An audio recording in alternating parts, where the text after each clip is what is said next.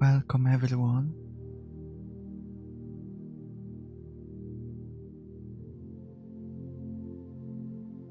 Hello Poppy, Pater the Druid. I'm Mihau, Loreseeker from another world. Hi Kelly, welcome Painter. Let me know how's the audio, because I think it is not the best. I forgot my own settings. Thank you, Christian. Anyway, today we're going to be reading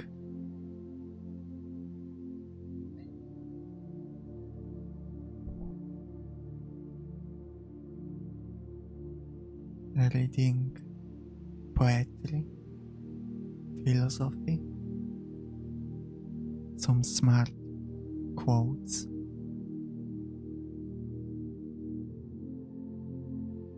I'm a little quiet, okay. I can speak louder. Let me know if this is too loud.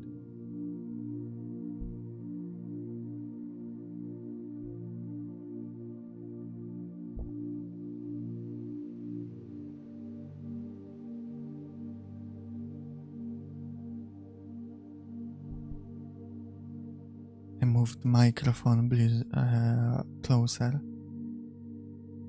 Okay, you just turn up your volume.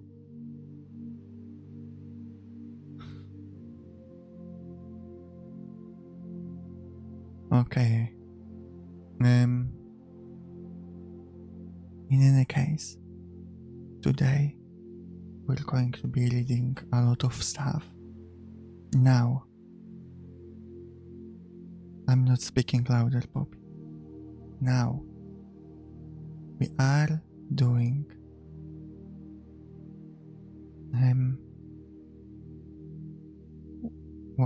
I lost my train of thought.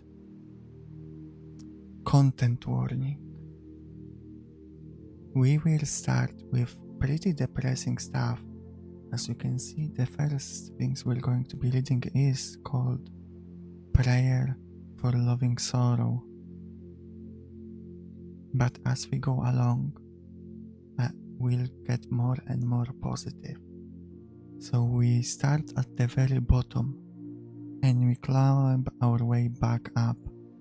But hopefully, even those the most depressing things, we'll be able to find some kind of comfort in it. Okay? Now, there are a few things that I think might be triggering. So before I start reading them, I will explain what those things are. Let me know if you hear background sound from my house. Now,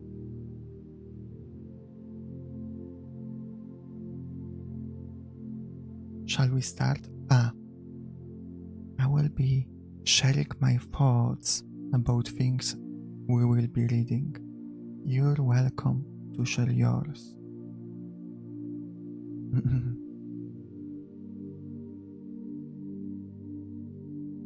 Hopefully, we'll all feel better by the end of it. I'm not sure if we will read all of what I prepared, because I prepared a lot. We'll see.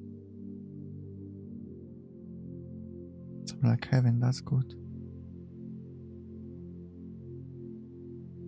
Okay. Praying. Let's start again. Prayer for Loving Sorrow. This is from a video game. I think from a library of Ruina or one of those. I don't know the author. I have nothing but my sorrow. I want nothing more. It has been. It still is. faithful to me. Why should I begrudge it, since during the hours when my soul crashed the depths of my heart, it was seated there beside me. Oh, sorrow, I have ended, you see, by respecting you, because I am certain will never leave me. Ah, I realize it.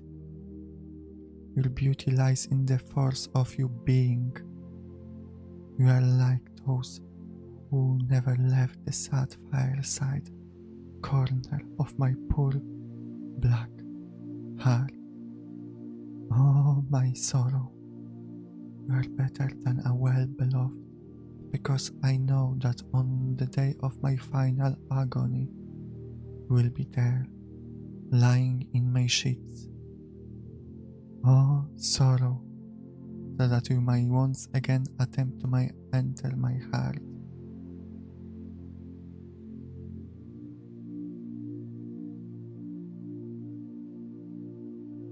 Okay, so this is a conflicting for me piece of writing, because it is a romanticization of a negative trait.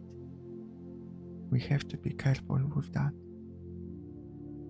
At the same time, it's nice to accept even the bad parts of yourself. But unlike this piece here, we shouldn't be idolizing it.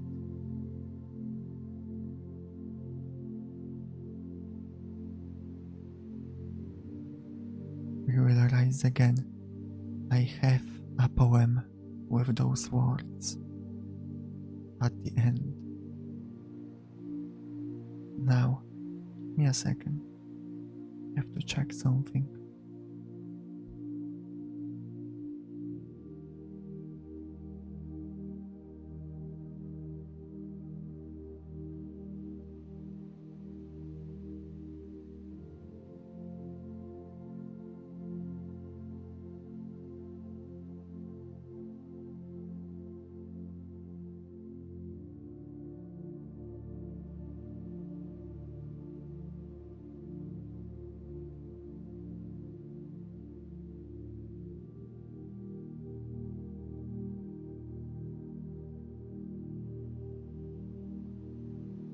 Okay, let me drink some water.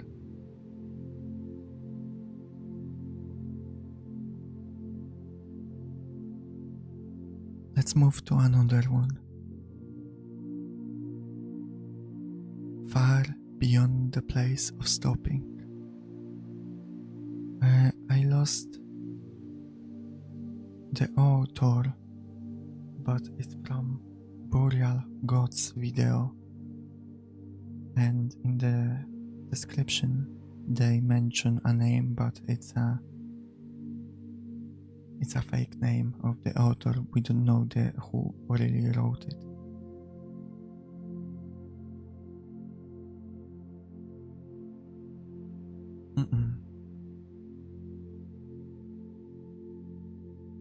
I really like this one, but it is a bit of a horror, so be careful. I journeyed long in walking, far beyond the place of stopping, where there was no more returning to the people I had known.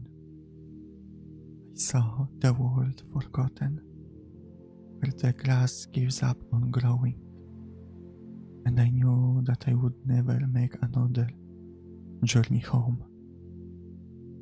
Upon that fleshy plain, below the final rock outcropping, stretched the vast and empty desert of the hungry, bleeding thing, encompassing the earth to the horizon, all-consuming, crying in 1,000 voices to its desolate God King, and the music of its crying, never dead, ever dying, send me running in a madness I can scarce compare to fear, not to safety, but to silence, unto my own unmaking. And yet now, upon awaking, once again the song I hear, I long taste the fruit of the earth, I long for water quenching of my thirst unending, nothing that remains can satisfy, for my voice has joined the chorus evermore, ever mourning, ever singing, ever hungry, ever dying, never die.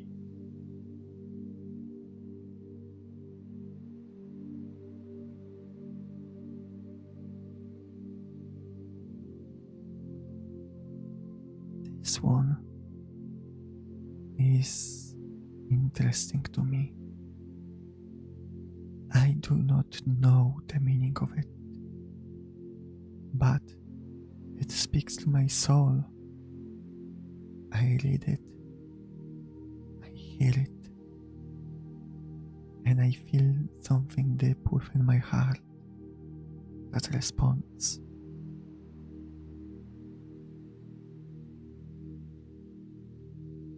It paints a picture of a desolate and dying world, but not being allowed to die.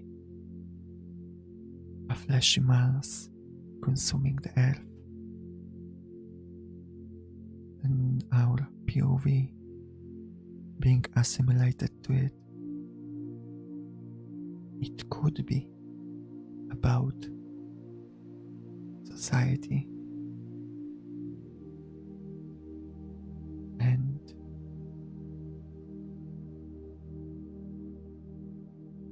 collectivity or collectivism. I don't know. I just know that I like it. Let's move on. Another scary one.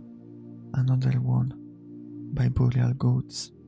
At least I didn't find anyone else, any other originator.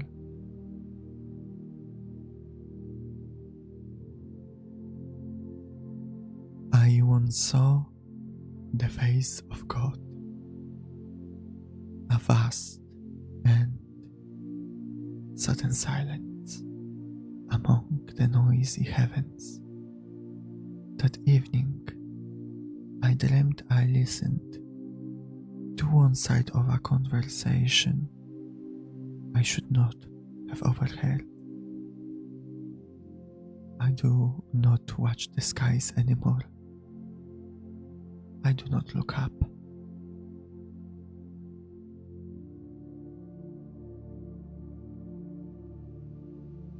A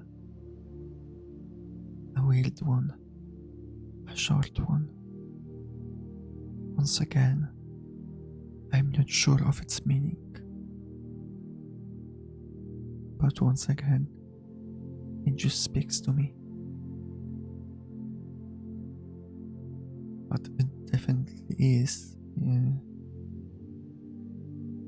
about the curse of knowledge. That's all I can gather.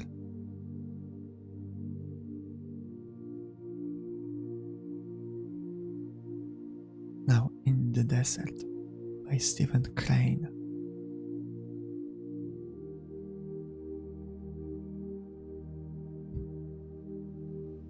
Welcome, Vortex.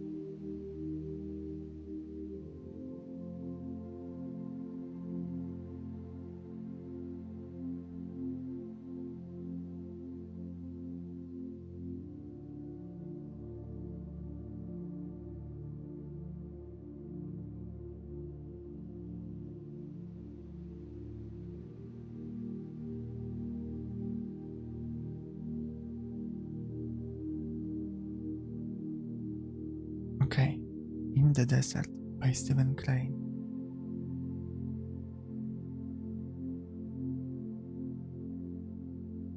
In the desert, I saw a creature, naked, bestial, who, squatting upon the ground, held his heart in his hands and ate of it.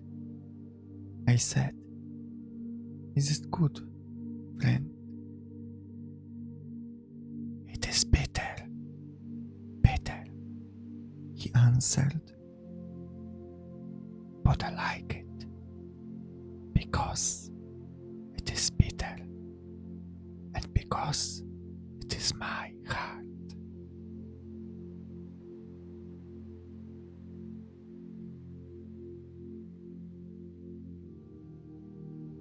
And now,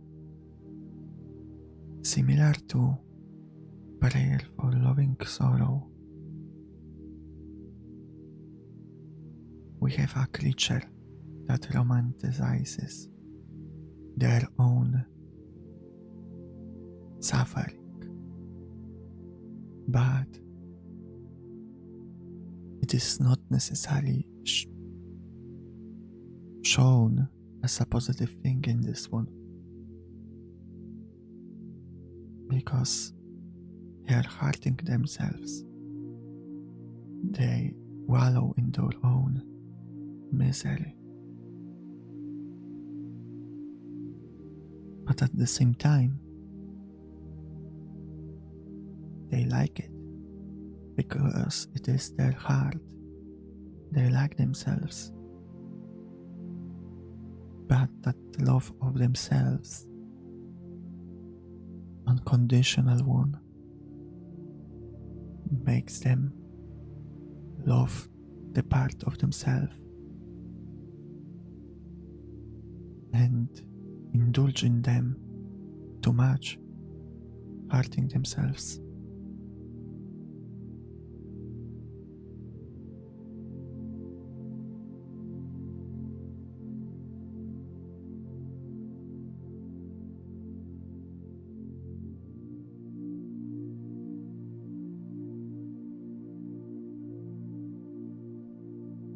Welcome 6.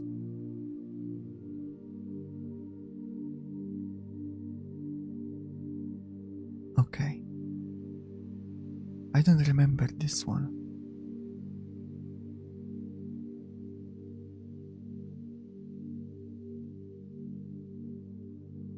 Witness by Sarah McLachlan. Maclan? Not sure. Now I remember, it's a song. Make me a witness. Take me out of darkness, out of doubt.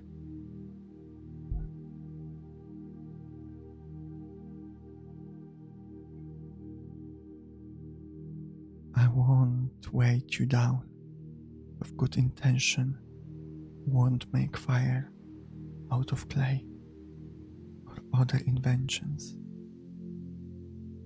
Will we burn in heaven like we do down here? Will the change come while we're waiting?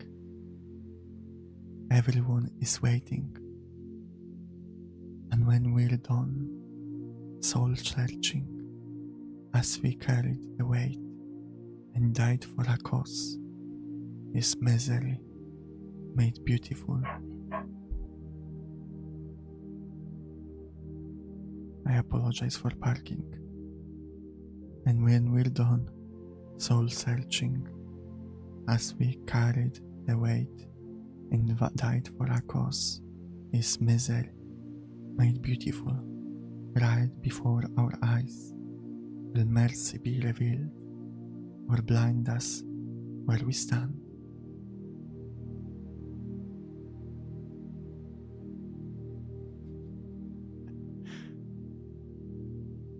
Femboy Nietzsche. I'm not that cool. Okay. This one is about asking God or another creating being for knowledge, for any information that will make it easier to live on Earth. And as they say, make me a witness, take me out of darkness, out of doubt. They also promise that they won't use their knowledge, newfound knowledge, for bad. I won't weigh you down. I won't make fire out of clay, for example. And they want to know what will happen after we die. Everyone wants to know. Please tell us.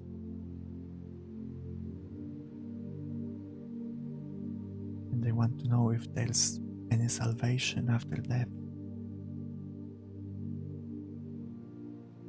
Which we have to wonder, is it worth knowing? Because as I once saw a face of God shows us it could be a cursed knowledge.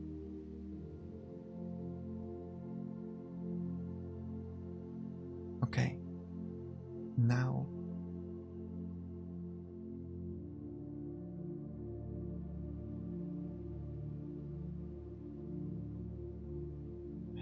I want to show you some what is called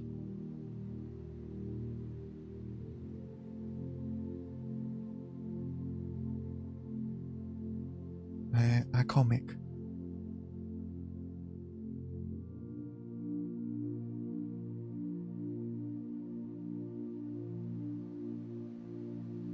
But I don't think I can. Actually, I'm not logged in because it's a link to Instagram. Well, never mind, we're going to skip that one.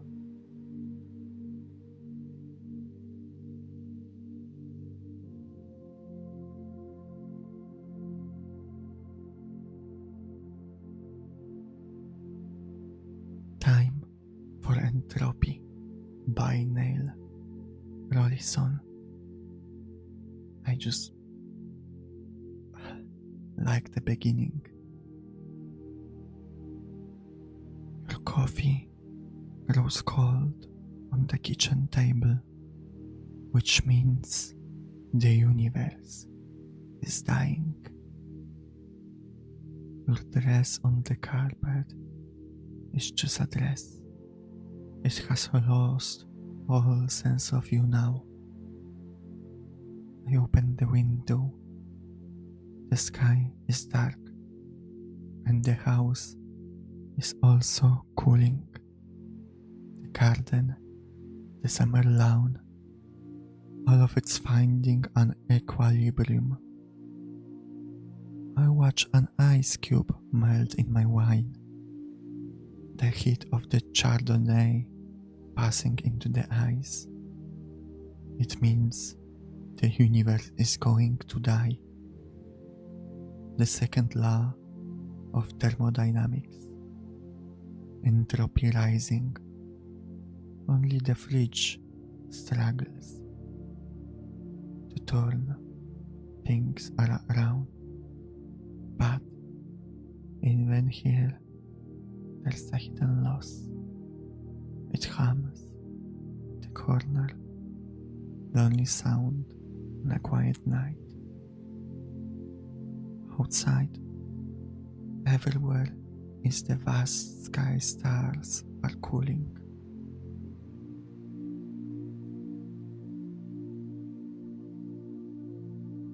I think of the sun consuming its fuel, the afternoon that is past, and your dress that only this morning was warm to my touch.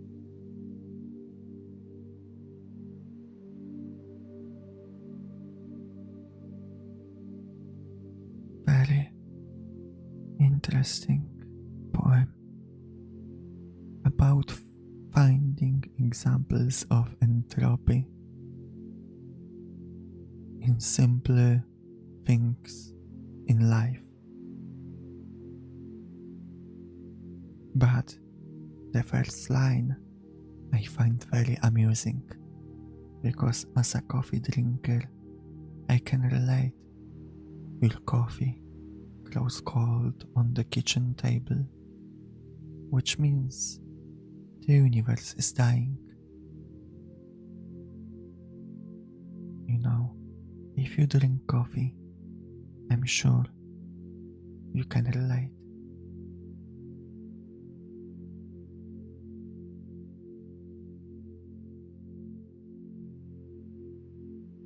Before we move on, I want to ask about the audio quality. Am I loud enough? Is it good level? Can you hear the music at all?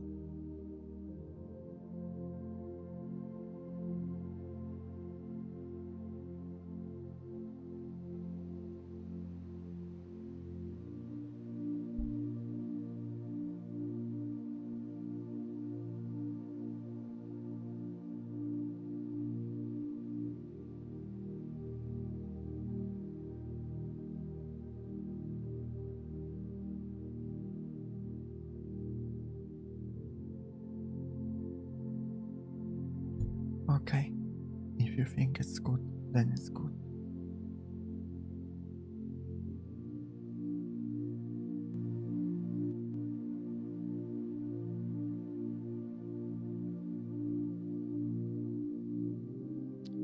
Now, it's time for Polish. Let me just confirm something. Poppy, are you here? Poppy really wanted me to say something in Polish.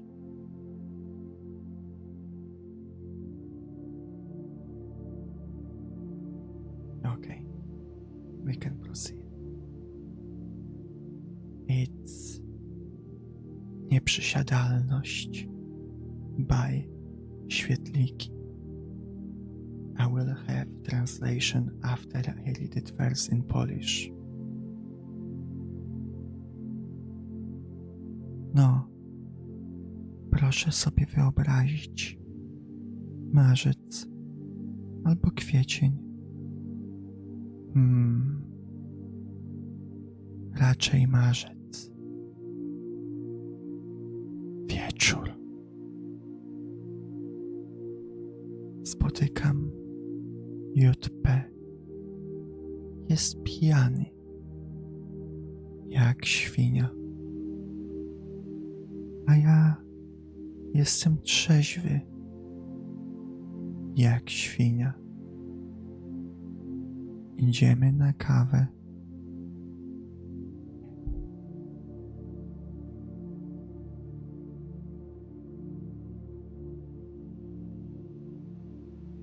On między morzem wódki a powrotem do domu. Ja pomiędzy kłótnią z jedną kobietą a rozmową z drugą.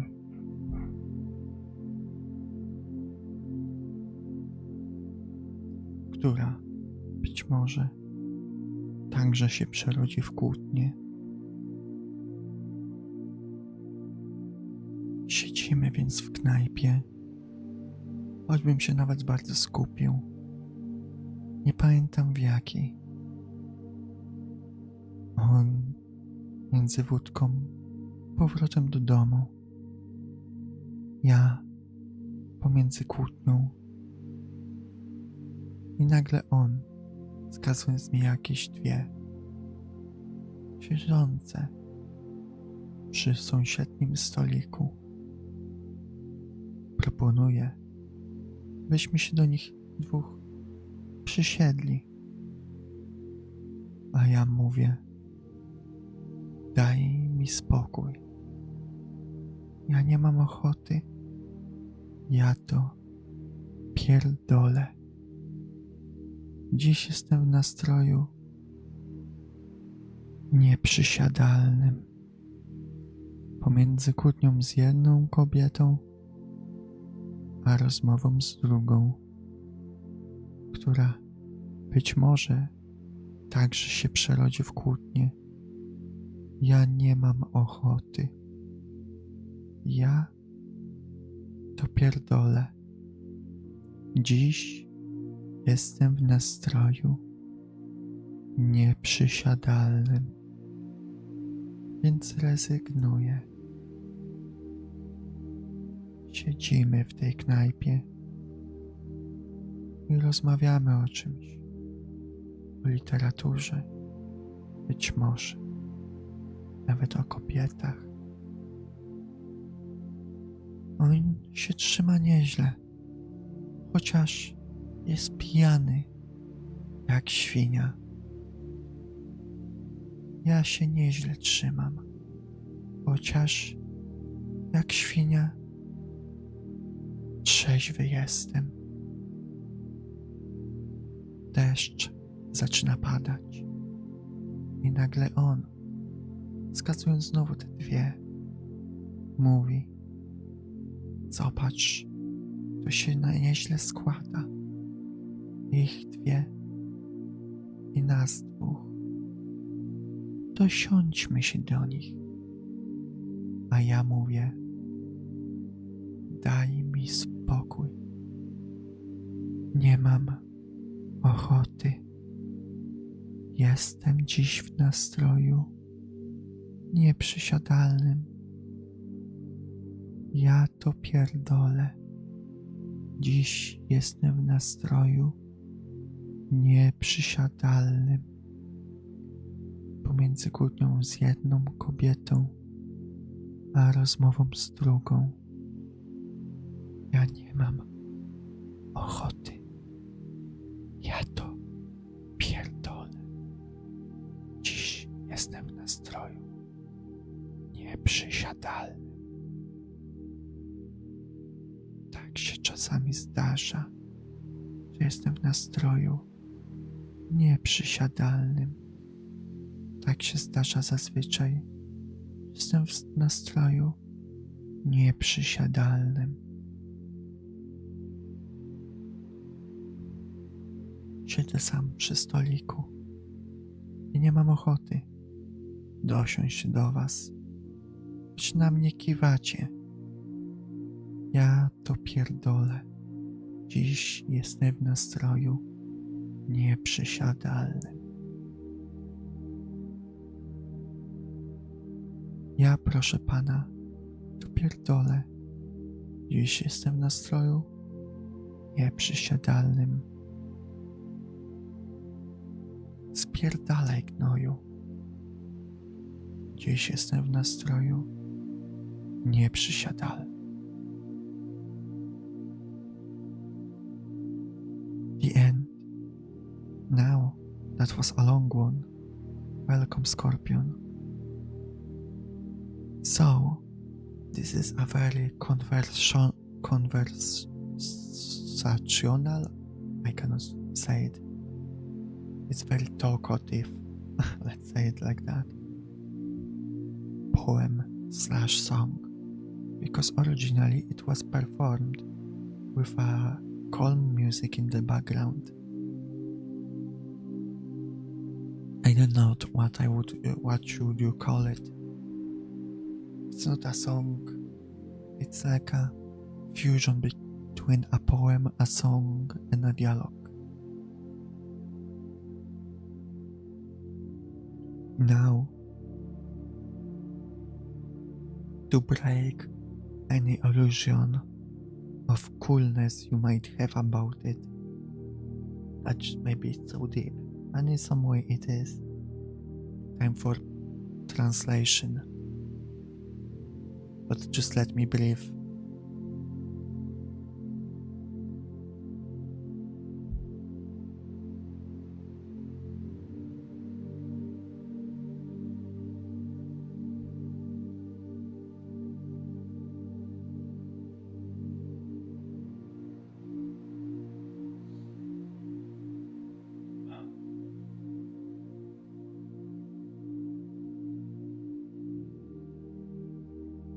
Okay. Unapproachability. Now, just imagine March or April? More likely March. Evening. I met Jutbe. He's drunk as a pig, and I'm sober as a pig. We go for coffee. He between an ocean of vodka and going back home. Me between a fight with one woman and a conversation with another, which may also turn into a fight. So we sit in a pub. Even if I tried really hard, I don't remember which one.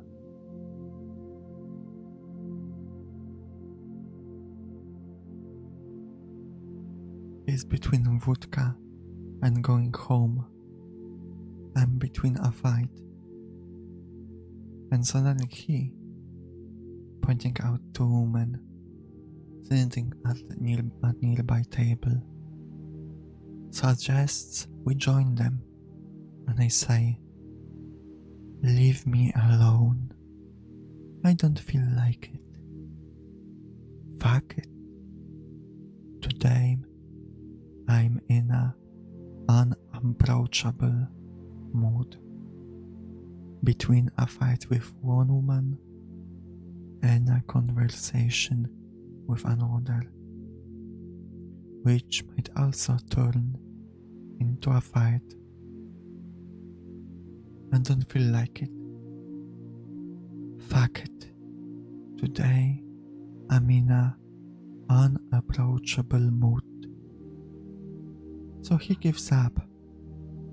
We sit in this pub and talk about something. About literature. Maybe even about women. He's holding up pretty well, although he's drunk as a pig. I'm holding up pretty well, although I'm sober like a pig. It starts to rain, and suddenly he, pointing at those two again, says, "Look, this works out nicely. Them two and us two. Let's join them." And I say, "Leave me alone. I don't feel like it. Today I'm in an unapproachable mood. Fuck it. Today I'm in an unapproachable mood, between a fight with one woman and a conversation with another. I don't feel like it. Fuck it. Today I'm in a mood, in an unapproachable mood. Sometimes it just happens that I'm in an unapproachable mood. Usually it happens that I'm in an unapproachable mood. I sit alone at the table. I don't feel like joining you, even though you're nodding to me. Fuck it. Today I'm in an unapproachable mood. I say fuck it. Today I'm in an unapproachable mood. Fuck off, you bastard. Today I'm in an unapproachable mood.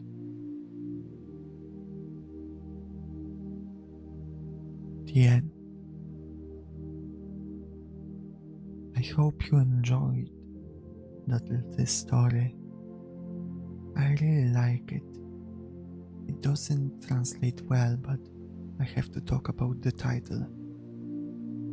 I translated it as unapproachability, but the original title is more about its nieprzysiadalność. It's derived from sitting. Oh, I'm sorry. It's about sitting down, sit down with someone. It's a created word by the author, nieprzysiadalność. That would translate more closely to unsitting downness, as in you're not up to sitting down with someone and socialize.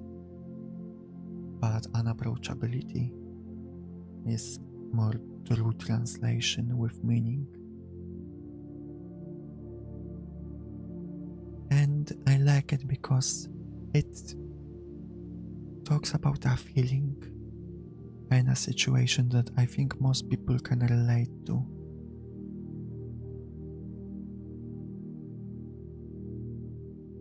And it reaffirms that it's okay to feel that way. It's okay to say, fuck it, I'm not going with you. I don't feel like it. Of course, try to be polite about it. But general message is nice indeed.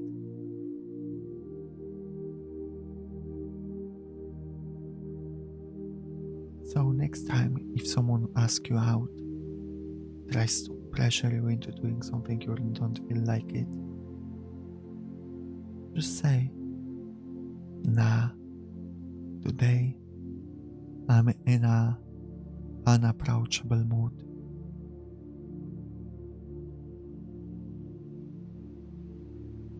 Let's take a moment of silence.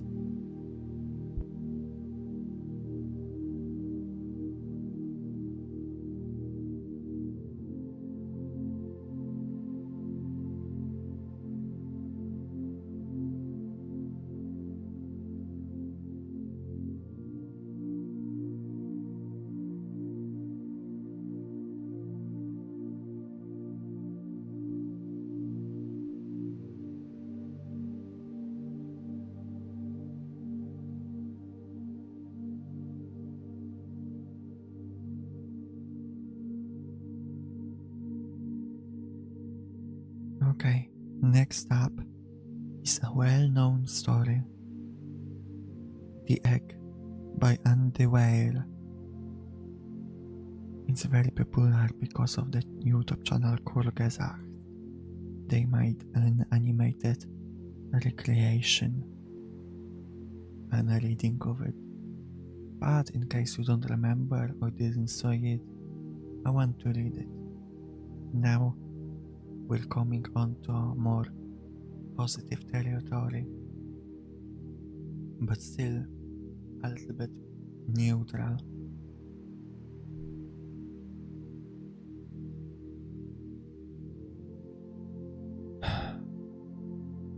You were on your way home when you died.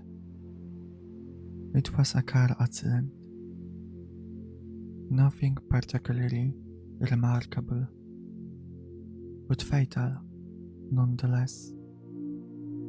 Left behind a wife and 2 children. It was a painless death. The EMTs tried their best to save you, but to no avail. Your body was so utterly shattered, you were better off. Trust me.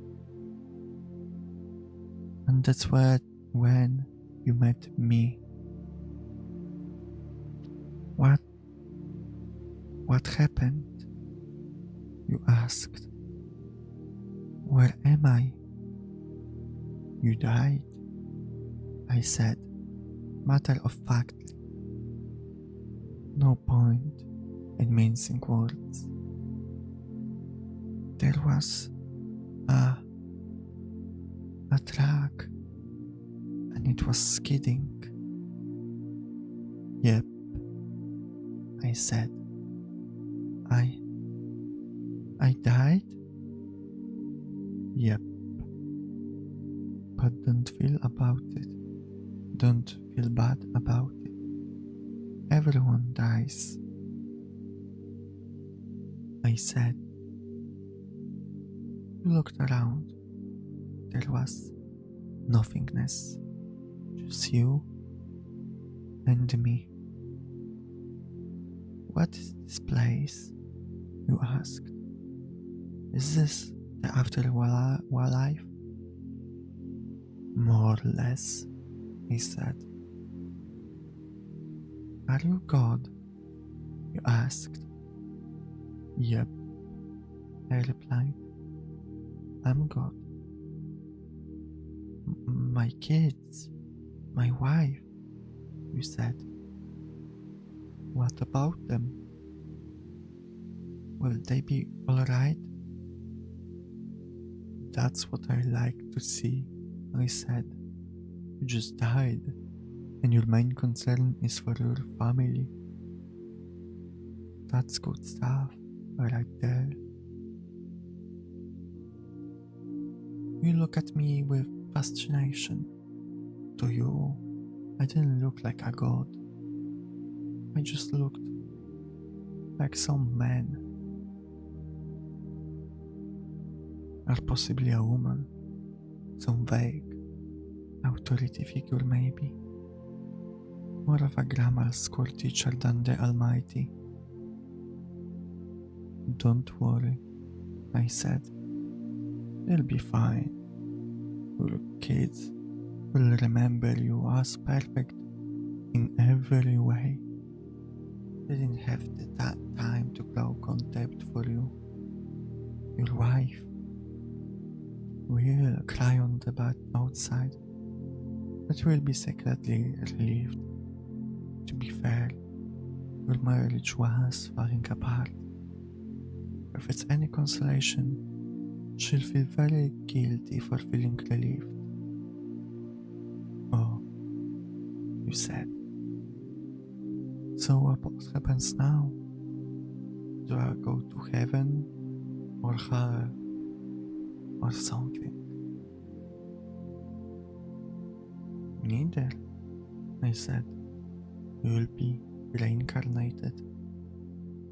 Ah, you said. So the Hindus were right. All religions are right in their own way, I said. Walk with me. We followed along as we strode through the void. Where are we going? Nowhere in particular, I said. It's just nice to walk while we talk. So, what's the point then? You asked. When I get reborn, I'll just be a blank slate, right? A baby. So all my experiences and everything I did in this life would matter. Not so, I said. You are within your all the knowledge and experiences of your past lives. You just don't remember them right now. I stopped walking and took you by the shoulders. Your soul is more magnificent, beautiful, and gigantic than you can possibly imagine. A human mind can only contain a tiny fraction of what you are. It's like sticking your finger in a glass of water to see if it's cold or cold. To put a tiny part of yourself into the vessel, and when you bring it back out, you've gained all the experiences it had.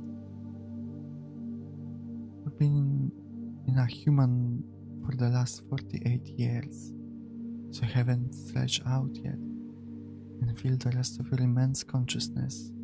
If we hang out here for long enough, you start remembering everything, but there's no point to doing that between each life. How many times have I been reincarnated then? Oh, lots and lots. I'm into lots of different lives, I said. This time around, you'll be a Chinese peasant girl in 540 AD. Wait, what? You stammered. You're sending me back in time? Well, I guess technically, time as you know it only exists in your universe. Things are different where I come from. Where you come from? You said. Oh, sure, I explained. I come from somewhere else. And there are others like me. I knew you'll want to know what it's like there. But honestly, you wouldn't understand. Oh, you said, a little down. But wait, if I get reincarnated to other places in time, I could have interacted with myself at some point. Sure, happens all the time. And with both lives only aware of their own lifespan, you don't even know it's happening. So, what's the point of it all? Seriously? I asked. Seriously? You're asking me for the meaning of life?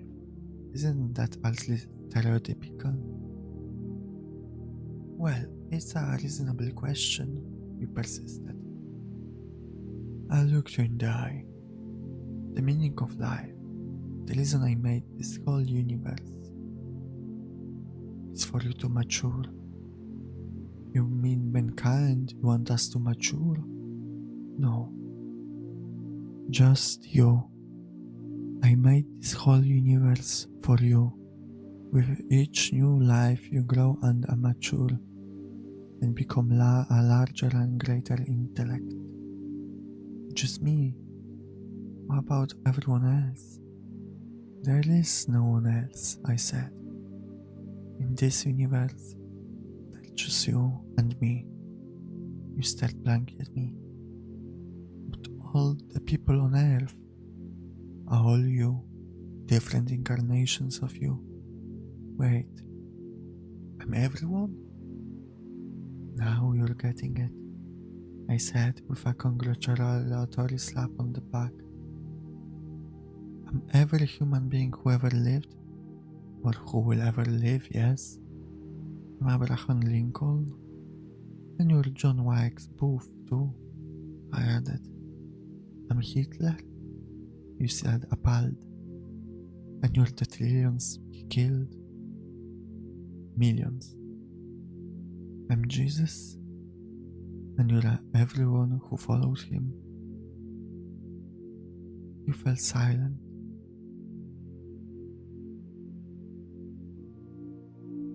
Every time you victimize someone, I said, you are victimizing yourself.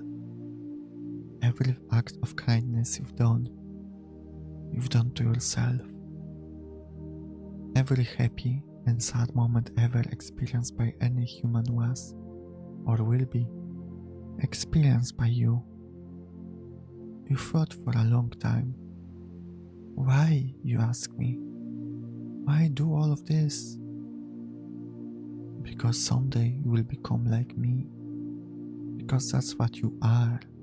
You're one of my kind. You're my child. Whoa, you said, incredulous. You mean I'm a god? No, not yet. You're a fetus. You're still growing. Once you've lived every human life through it, all time, you will have grown enough to be born. So the whole universe, you said, is just an egg, I answered. Now it's time for you to move on to your next life, and I sent you on your way.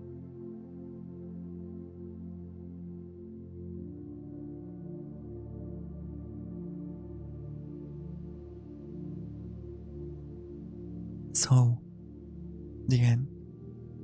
The egg is interesting because it's both individualistic and collectivist. It presents a picture of the universe encouraging you to behave better and be better for yourself. Strive for better life for yourself, but in a way that doesn't harm others, because they are also you. I like it. I like this view of the world. Even if you don't believe it, I think it's true in a way that as a society, we are one organism. Hurting yourself or hurting others, you harm yourself.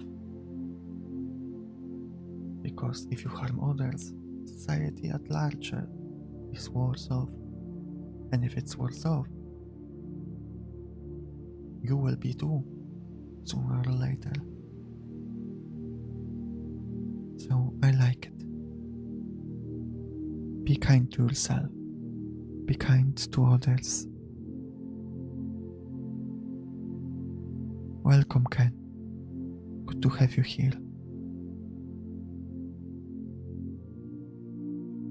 Now we properly entered the positive stuff.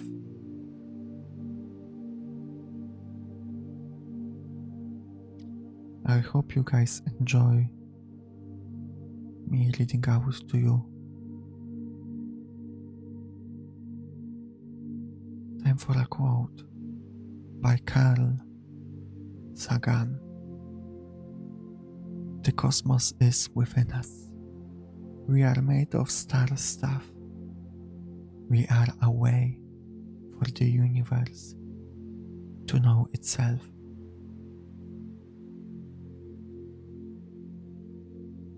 Very interesting.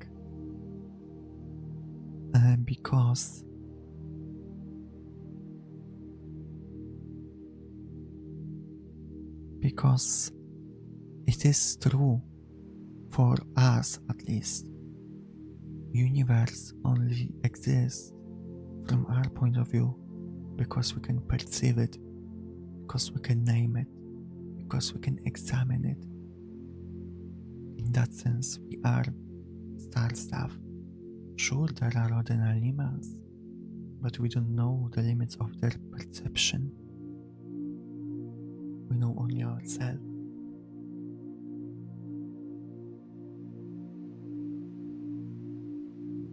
Thank you, Ken, that you want to rewatch this later. But if you want to stay right now as well, that's great, because even though it's a relaxing stream, we're still discussing the meaning of the things we read. At least I say what I think. You guys can say what you think, but I think everyone is relaxing. Another quote by Dan Harmon. The knowledge that nothing matters, while accurate, gets you nowhere. The planet is dying. The sun is exploding. The universe is cooling. Nothing's going to matter. The farther back you pull, the more the truth will endure. But when you zoom in on Earth, when you zoom into a family, when you zoom into a human brain and a childhood and experience, you see all the things that matter.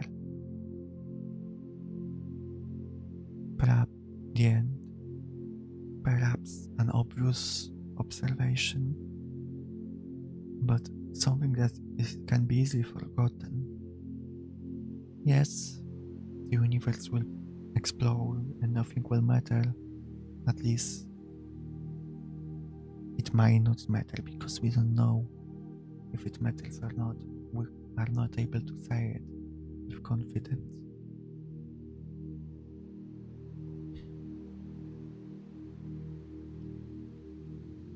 But the things that matter are here on Earth.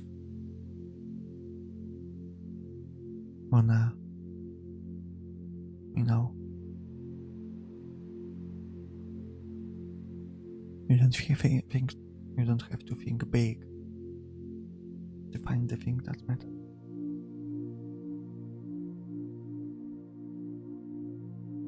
Now, a few interesting by someone that you wouldn't expect. Karl Marx. He had a few good quotes about in terms of humanism, about people. So I want to read it. Society does not consist of individuals, but express the sum of the interrelations, the relations within which these individuals stand. Again, obvious observation, but something that many people easily forget. As part of the society, we can be individualistic, but we are never truly alone.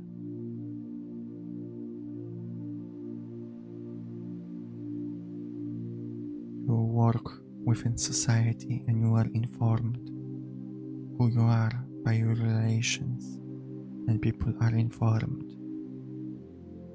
about their own being by you. We are creatures of perception, after all. Next quote.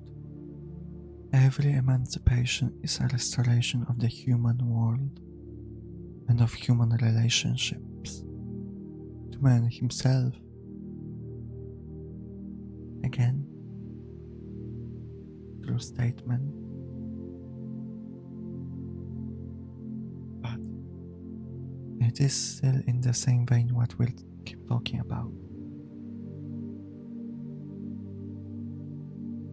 The better other humans have, the better you will have. The better you will feel about yourself.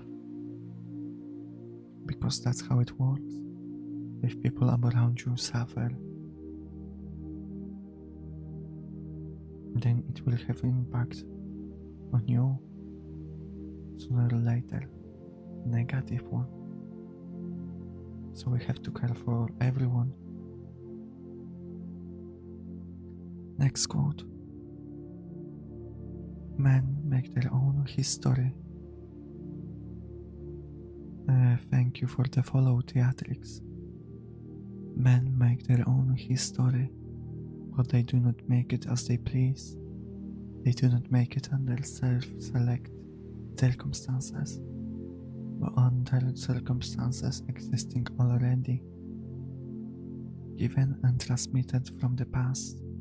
The traditions of all dead generations wait like a nightmare on the brains of the living, and just as they seem to be occupied with revolutionizing themselves and things, creating something that did not exist before, precisely in such epochs of revolutionary crisis, they anxiously conjure up the spirits of the past, their service, borrowing from the names, battle slogans, and costumes in order to present this new scene in world history in time-honored disguise and borrowed language. The end. Again, an interesting one, because it builds off the idea that we were talking about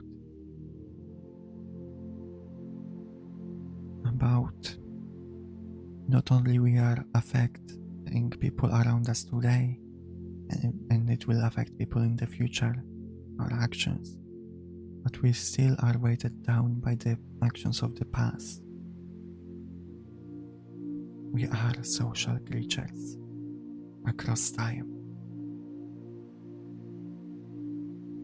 Welcome, Articus. I had already read Prayer for Loving Sorrow, but I can read it again to you if you wish.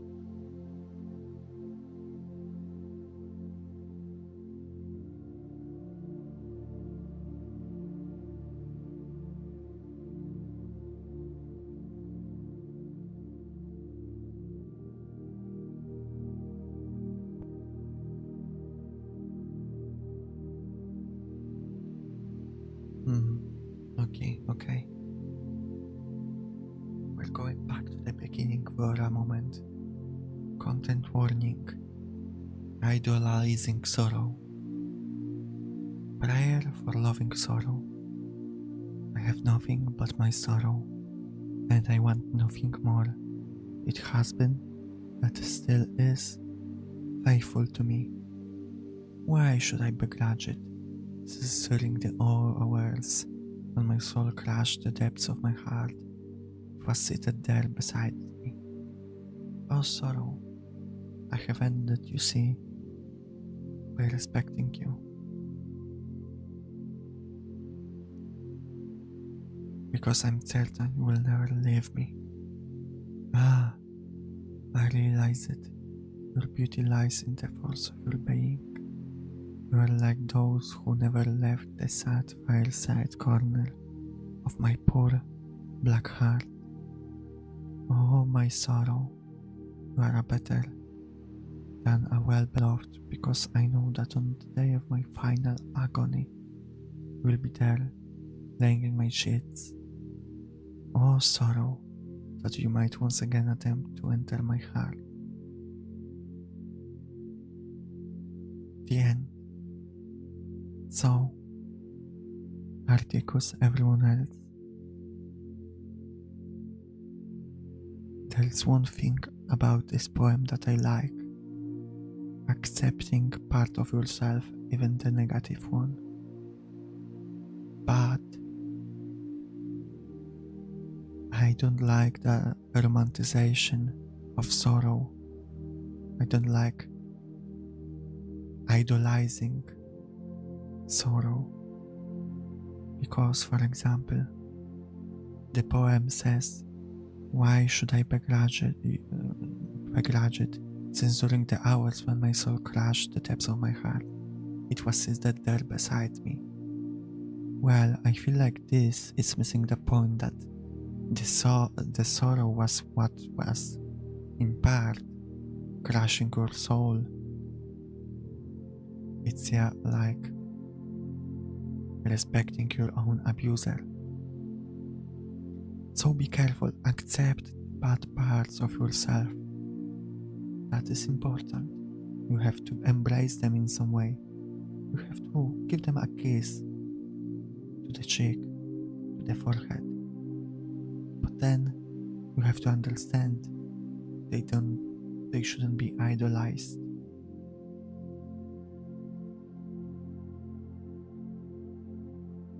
You shouldn't wallow in your sorrow.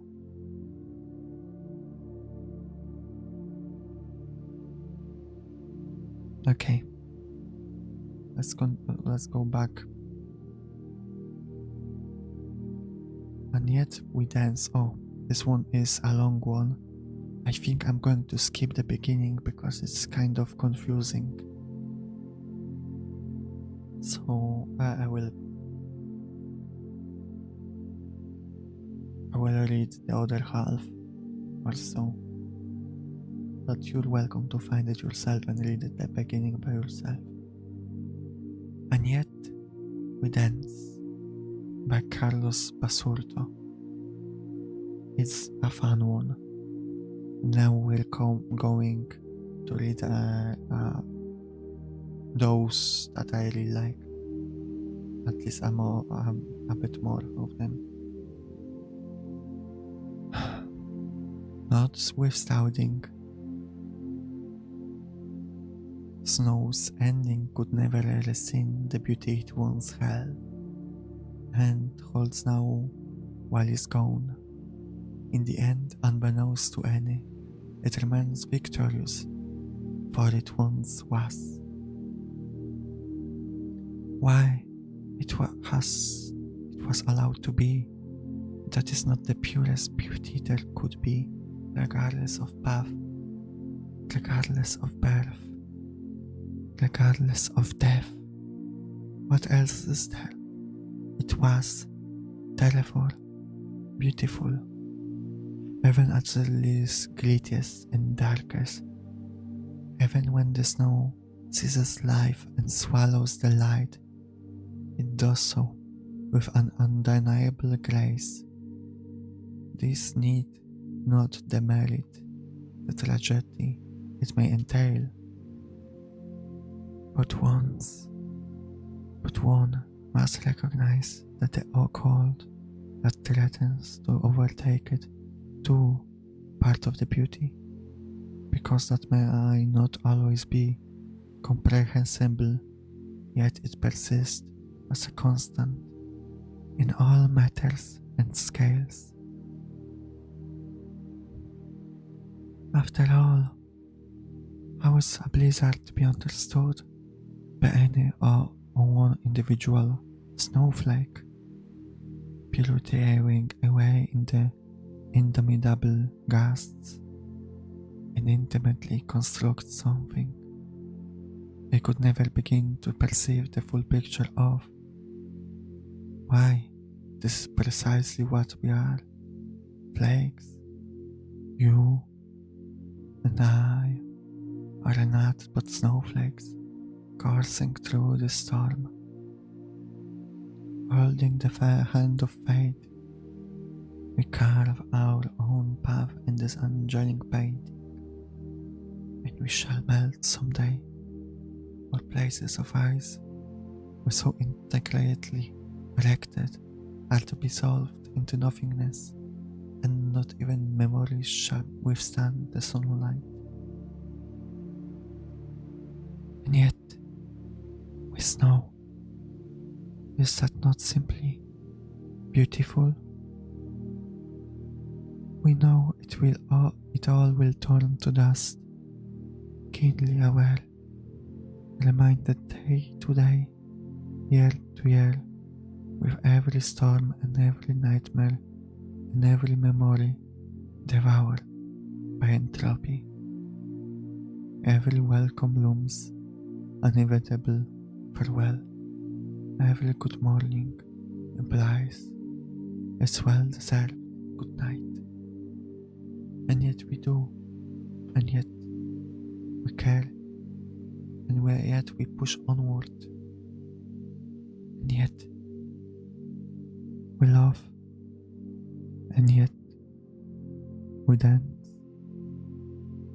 Such is not an act of delusion, but the greatest service to the human symphony, to the miracle of being, to permit the human spirit to emerge supreme against the absurdity of temporality, embracing not an avoidance, but a full recognition of the absolute truth. A truth that is neither sad nor makes it all meaningless, but all the contrary.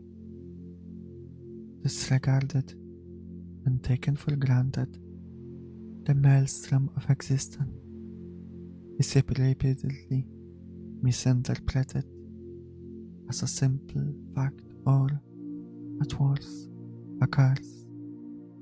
It fades into the background until threatened by a dread that warns of the events and eventual end. But this dread is misguided as well. You did not feel that which always has been and will always will be. All one needs to do is to stop and breathe. Watch the freezing quantum worlds unfold above our heads. I take in the beauty of it all.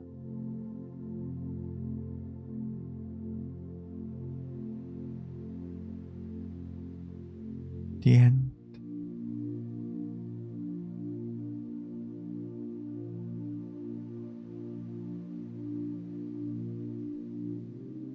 I like the message of this one. It's about accepting that everything has its end and enjoying the beauty of things regardless. maybe even because of it, while they last. And yet we love, and yet we dance, and yet we snow. I will read the best passage here. We know it all will turn to dust, keenly aware, reminded day to day, year to year, with every storm and every nightmare and every memory devoured by entropy. Every welcome looms an inventable farewell. Every good morning implies a well-deserved good night. And yet we do, and yet we care, and yet we push onward, and yet we love, and yet we dance. Mwah. Chef's kiss.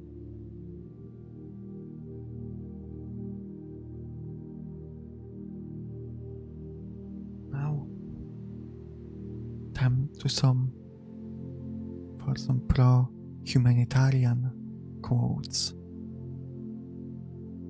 From Ender's Game by Orson Scott Card. This book had a big impact on me when I read it as a teenager.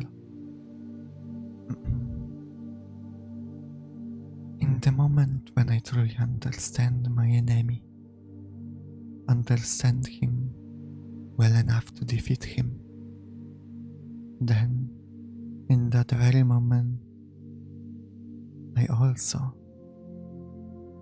love him. I think it's impossible to really understand somebody, what they want, what they believe, and not love them the way they love themselves. The end.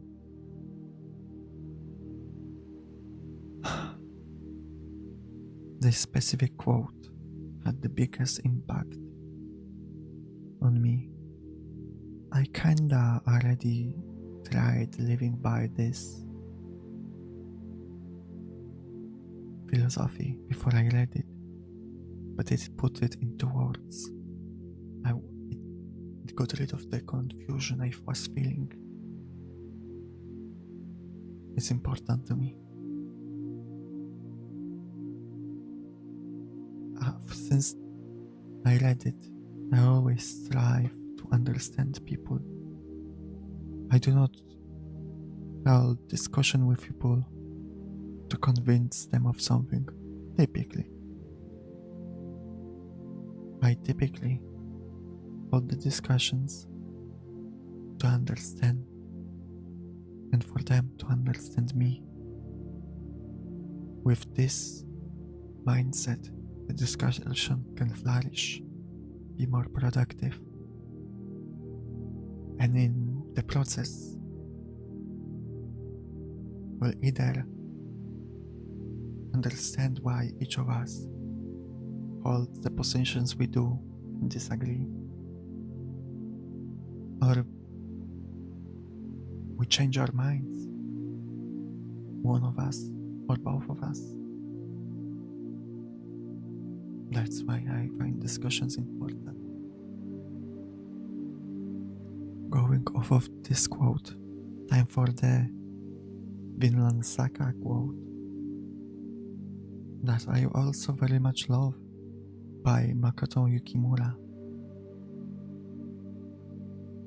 You have no enemies. No one in the world is your enemy. There is no one you need to hurt. The end. The quote explains itself. You have no enemies. It's okay if you have to fight to protect yourself, but even while you do so, I encourage you to try not to view the other person as an enemy.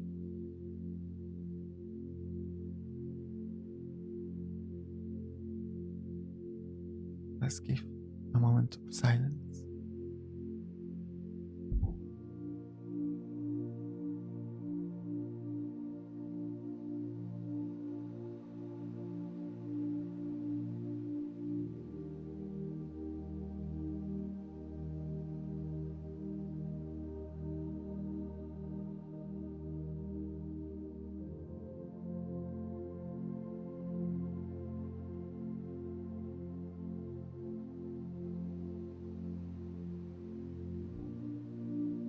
Let us continue.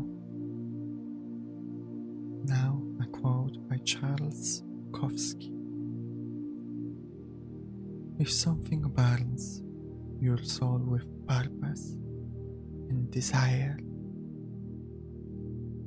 it's your duty to be reduced to ashes by it.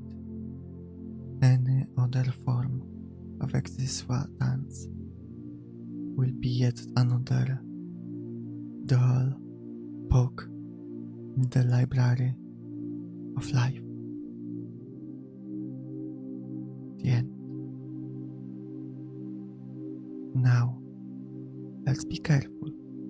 Don't be self-destructive following this advice. But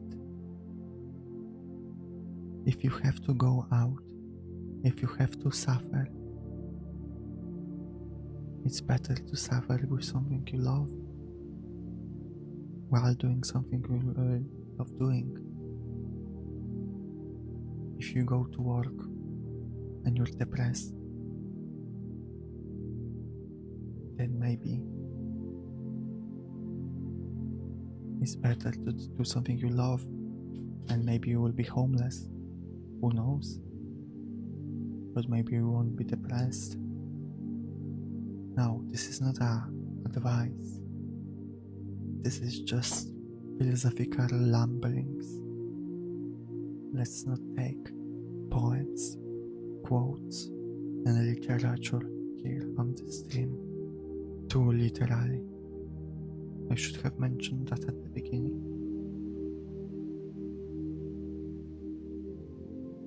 But just a nice quote to encourage you to follow your passions. Give me a second. I have to feed my bunny caramel.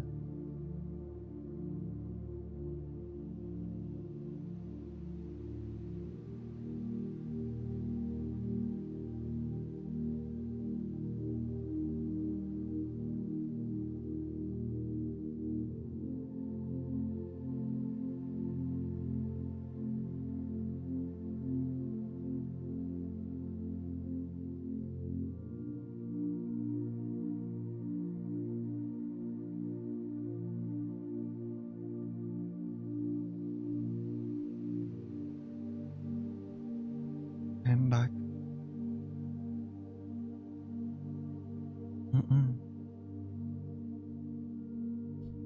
Now, some quotes by C. Joybell. C. There is some kind of sweet innocence in being human, in not having to be just happy or just sad, in the nature of being able to be both broken and whole at the same time. The only way that we can live is if we grow. The only way that we can grow is if we change. The only way that we can change is if we learn. The only way we can learn is if we are exposed. And the only way to become exposed is if we throw ourselves into the open. Do it. Throw yourself. Now, don't take it literally. I made a mistake.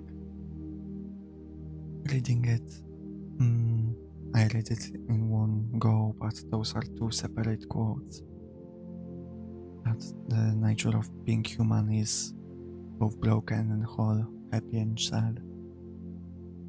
And it's kind of sweet, bittersweet maybe, but it's, I don't know, it's interesting at the very least.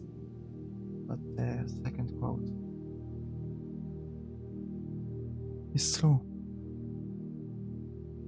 To grow, the only way we can live is with we grow. And to grow, we need to change. And to change, we need to learn.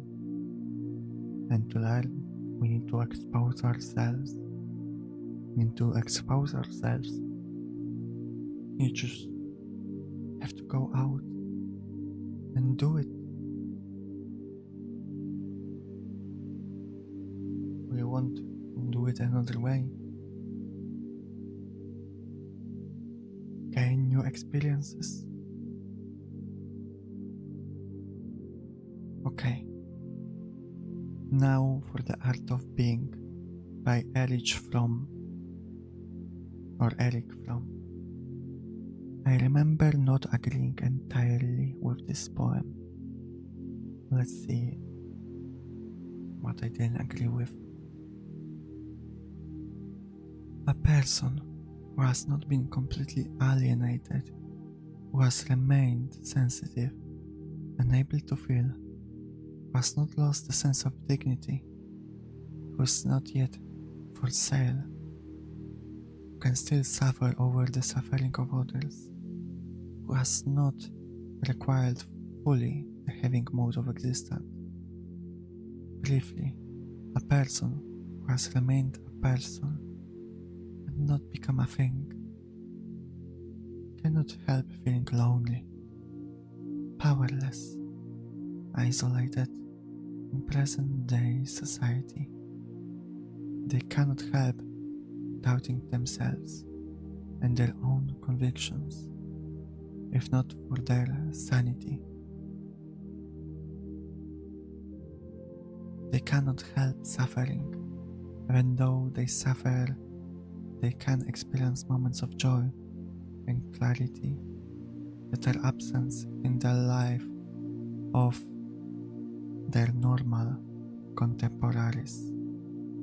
Not rarely will they suffer from neurosis that results from the situation of a sane man. Sane man living in an insane society, rather than that of the more conventional neurosis of a sick man trying to adapt themselves to a sick society. In the process of going further in their analysis, i.e. of growing to a greater independence and productivity, the neurotic symptoms will cure themselves. Welcome, Queen. Okay, let's analyze the art of being. I agree with most of the message. It is very validating to feel that, yeah, you're not insane one for caring for other people, for being empathetic. So it's good to hear that.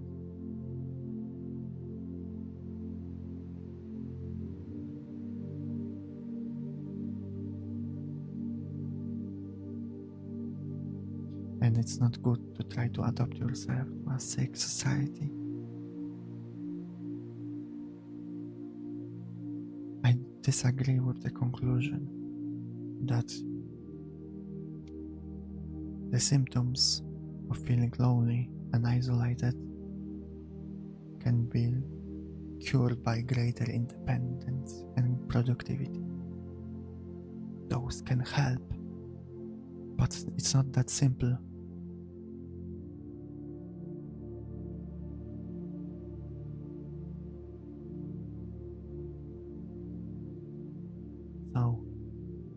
But overall, the message is nice. just use the conclusion as part of the solution, if at all. Prayer for a Loving Soul is from James Francis. Okay, thank you for telling me. I couldn't find the author.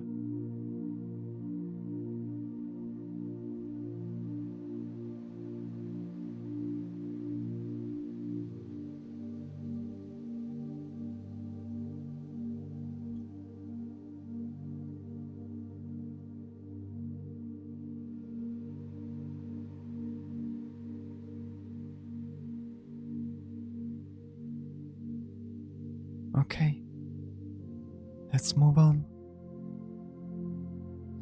Autobiography in 5 short chapters by Portia Nelson. James, okay, I'm sorry. By Portia Nelson. Again, this is one of those that I don't agree with one part, but overall, the message is nice. I walk down the street. There is a deep hole in the sidewalk. I fall in. I am lost. I am helpless. It isn't my fault. It takes forever to find a way out. That was chapter 1. Chapter 2. I walk down the same street. There is a deep hole in the sidewalk. I still don't see it. I fall in again. I believe I am in the same place. It isn't my fault. It still takes a long time to get out. 3. I walk down the same street. There is a deep hole in the sidewalk. I see it there. I still fall in. It's habit. It's my fault. I know where I am. I get out immediately. 4. I walk down the same street. There is a deep hole in the sidewalk. I walk around it. 5. I walk down a different street. Now, it is, in my estimation, a poem about life, as it is called autobiography, but about experienced sorrow, experienced suffering, experiencing harm, and learning to move on. Yes, you may walk into that sorrow again in the future, but the conclusion is that you will be able to move on.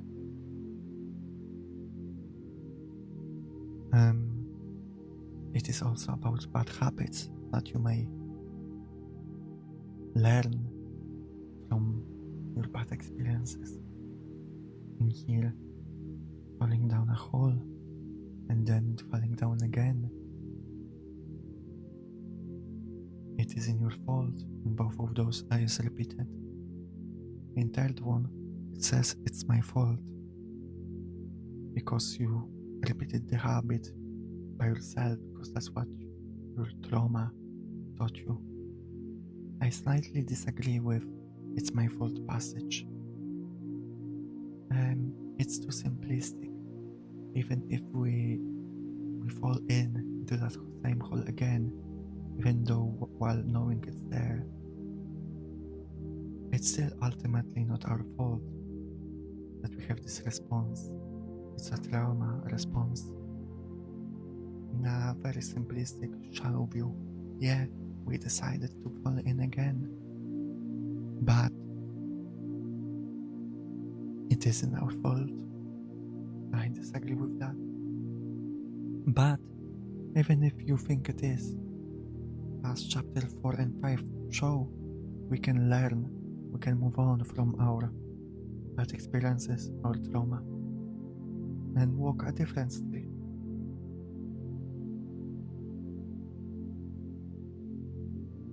Now, it's time for Perfection by Salamantula Eldridge. I'm not sure if I pronounced that correctly.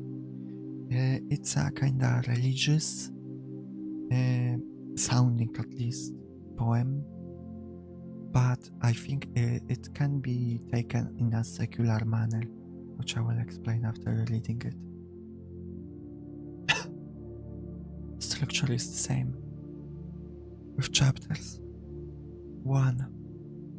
It was always said, God swore thrice, that man was created perfect. I could not find divinity or perfection in the hospital rooms of my youth. 2.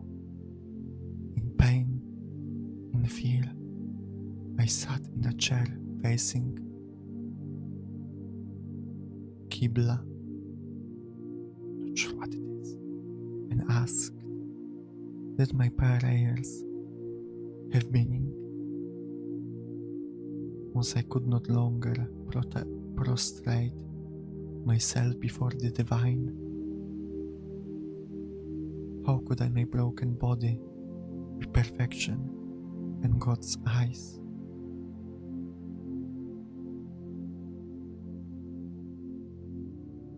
Three. I listened to the Quran, too weak to perform voodoo,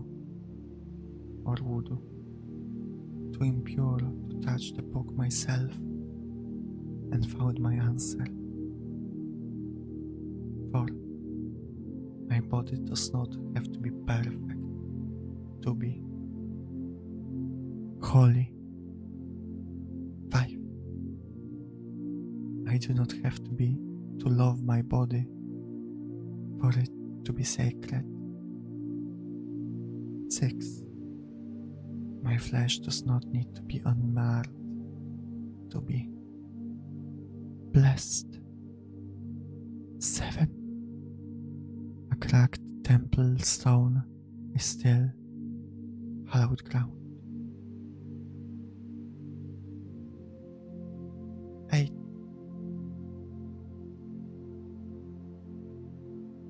By the fig and by the olive, by Mount Sinai and the holy city, man was made perfect. The perfection of man is to be holy in our imperfection.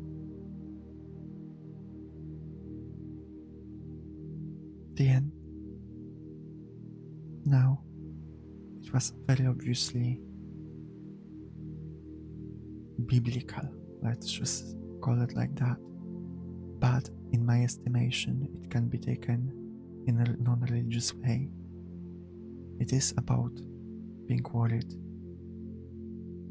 at its core, if we're good enough for this world, if our bodies are good enough, if our minds are good enough.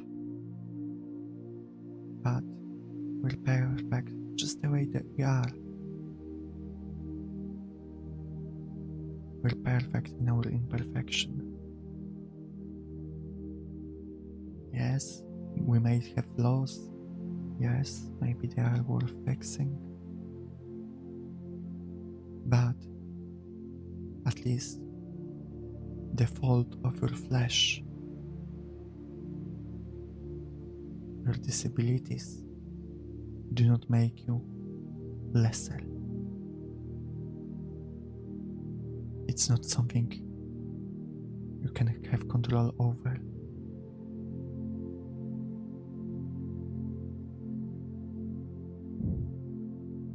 You are perfect.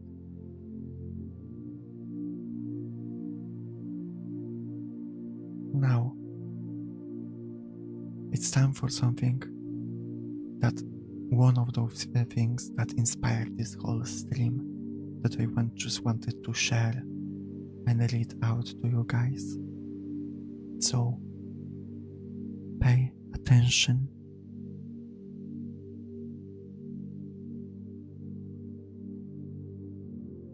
It's a passage from Hogfather by Terry Pratchett.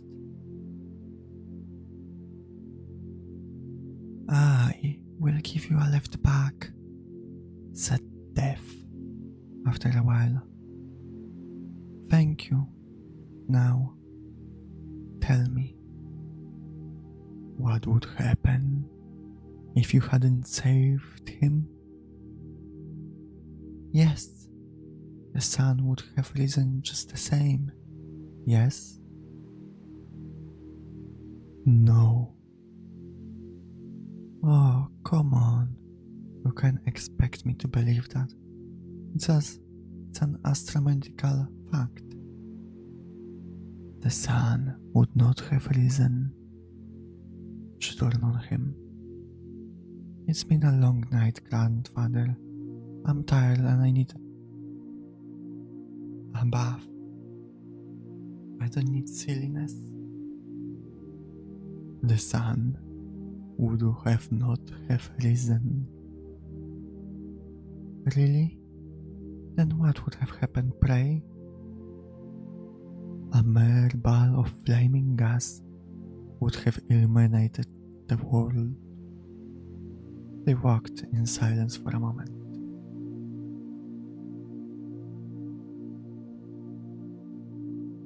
Ah, said Susan dully.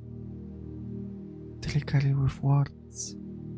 I would have thought you'd have been more literal-minded than that. I am nothing if not literal-minded.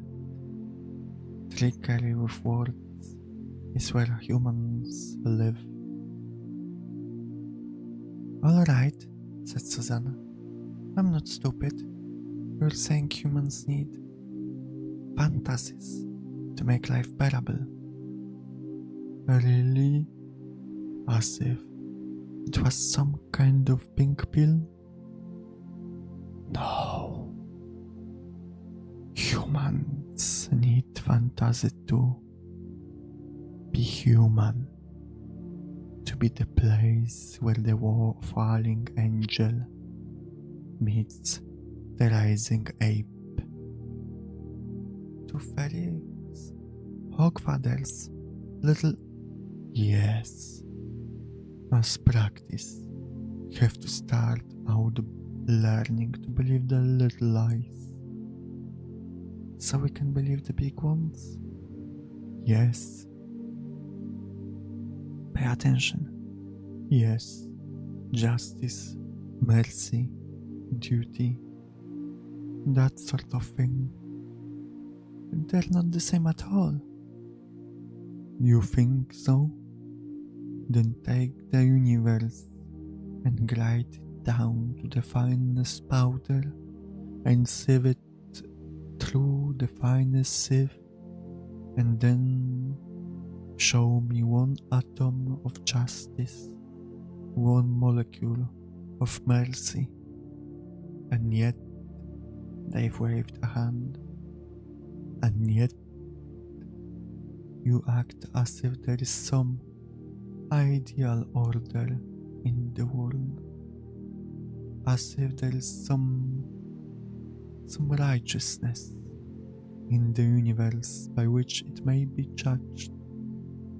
Yes, but people have got to believe that. Or what's the point? My point, exactly. You need to believe things that aren't true. How else can they become? Said Death.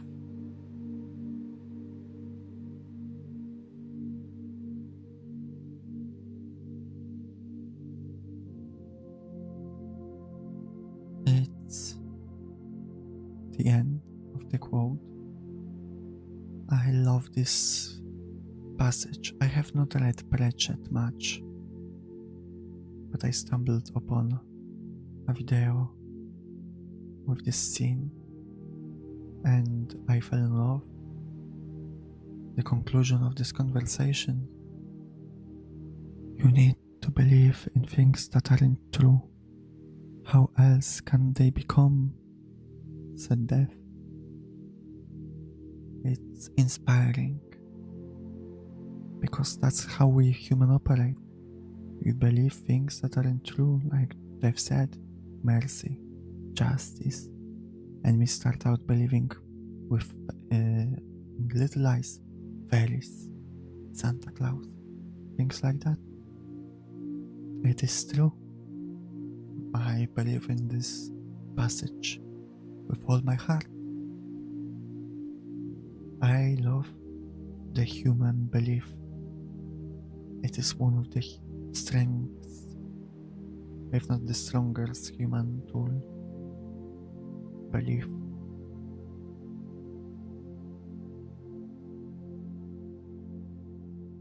Because without belief,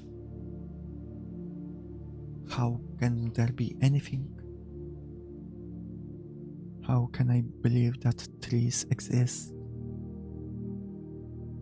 Or know that they exist if I don't believe in them? Trees is a name we given them. It's a categorization we given them. And yet, it advances our society, that categorization. I said in the past, I have a quote by Poppy Iolite above my desk saying, "You're perfect," words she said to me. I stuck it there for a joke. But it's nice having it there. And not a while ago, I stuck also right beside it the quote, "You need to believe in things that aren't true, how else they can become." And that's why I placed this quote, Hogfather, behind perfection. Even if you are not perfect, even if you have faults, you need to believe in yourself in some way. You need to believe that you can achieve something. Without that belief, nothing can be done. Believe at least a little bit. And if you don't believe, I can help you. I believe in you. I can share that belief. Okay. Invitation. Bar Oraya Mountain Dreamer. It's a longer one.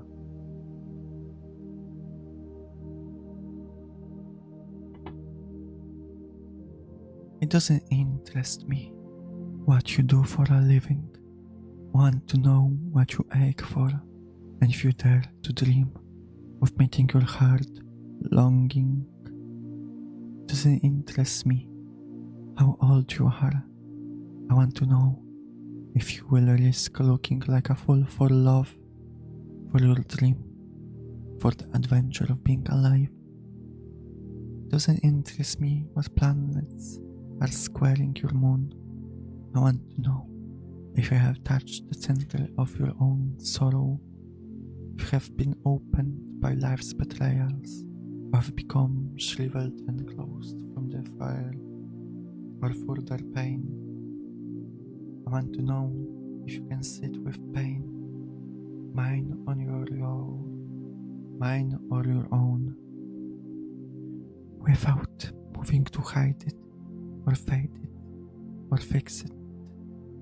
And to know if you can be with joy, mine or your own, if you can dance with wildness, and let the ecstasy fill you to the tips of your fingers, and those without cautioning us to be careful, be realistic, remember the limitations of being human. It doesn't interest me if the story you are telling me is true. I want to know if you can disappoint another to be true to yourself, if you can bear the accusation of betrayal and not betray your own soul, if you can be faithless and therefore trustworthy. want to know if you can see beauty, even it is not pretty every day. If you can source your own life from its present. Want to know if you can live with failure, yours and mine, and still stand at the edge of the lake and shout to the shiver of the moon. Yes.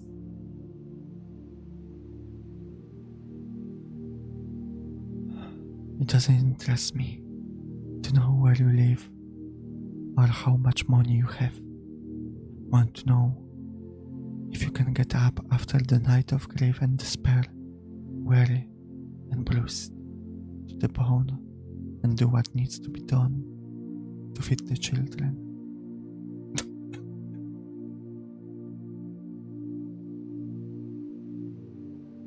It doesn't interest me who you know or how you came to be here.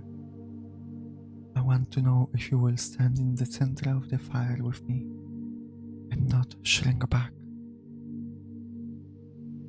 It doesn't interest me where or what or with whom you have studied. Want to know what sustains you from the inside when all else falls away. I want to know if you can be alone with yourself, if you truly like company you keep in the empty moments. The end.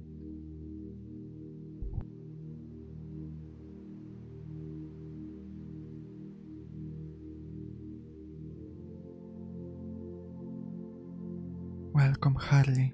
You're doing good. So, I like.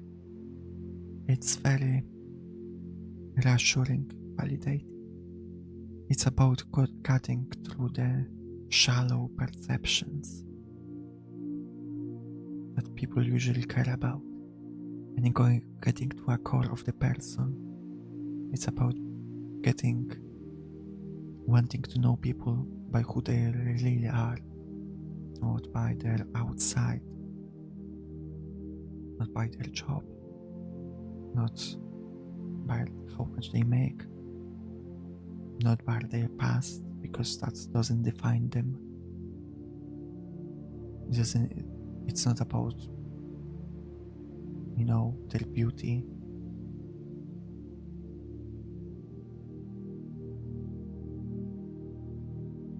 About their zodiac, about things like that.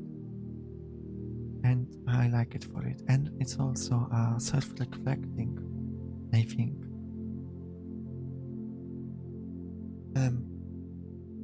It's about asking yourself those questions, about getting to the core of what matters to you, not the surface stuff that exists mostly for perception of other people. The poem is called Invitation, and it is as much invitation to other people to get to know your true self, but also as much as it is an invitation to invite yourself to really truly get to know yourself,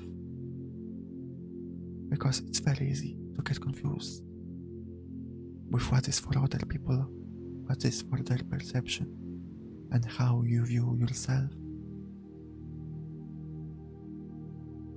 I don't know, Scorpion, if you slept for a lot, but I'm happy you did. Now, this is what I'm about to read, is what made me want to do this stream, what started it all. I wanted you guys to hear it, so please pay attention.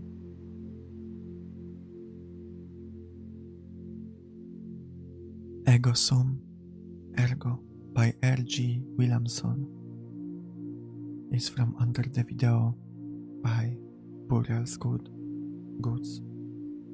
It's a play on the Cogito Ergo Sum, which is I think therefore I am, ego sum ergo. Well, the meaning is at the end, so let's read. What is it the old mathematician said? I think, therefore I am. Working backwards from this thesis, we put the cause in its proper place. I am, therefore I think. From here, we can move forward. I think, therefore I feel. I feel, therefore I suffer. What is it the old monk said? Suffering is part of being and unavoidable. In other words, I am, therefore I hurt. From this, we can understand my pain is not me. I exist first. What is it the old burning bush said? I am before all things, before all effects, before all experiences. There is a chain on infinite causes that begins with I am. What are you? Are you what the ones who hurt you wanted you to be? No, you exist before your pain. Hurt cannot define you. You are. You get to decide what. What was it your old tormentors said? No one loves you, no one accepts you, you should not be as you are. Did you believe them? Did you change for them? And then, did they love you? Did the ones who hurt you accept you? Or did they go on hating, hurting, lying as they chose? Did you choose to hate too? Did you write their lies on your heart?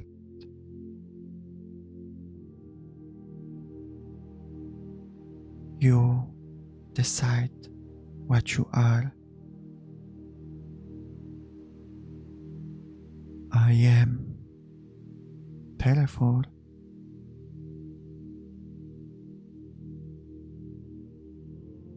the end.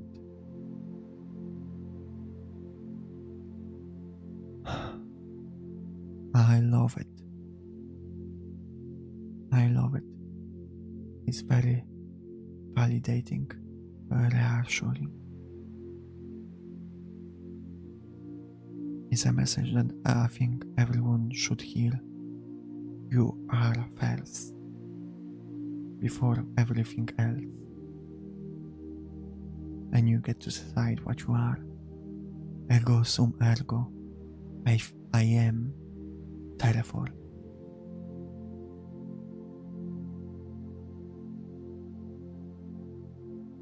Cogito ergo sum is wrong. It's not. I think, therefore I am. I am, therefore I think. I am, therefore I feel. I am, therefore I suffer. I am, therefore I feel joy. I am, therefore I love. I am, therefore I like playing guitar. I am, therefore I'm a VTuber. At the beginning of everything is I am, and you decide what. And I love it. As an addition to it. Also from a video by Burial Gods, but I don't know who wrote it. So I just wrote by Burial Gods because I think they are the author.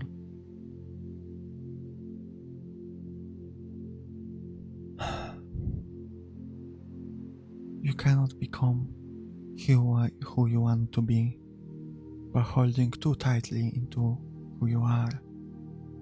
You have to burn away parts of yourself that aren't serving you. This is easier when we recognize that we aren't that which we are changing. You are not your emotions, and you are not your past experiences.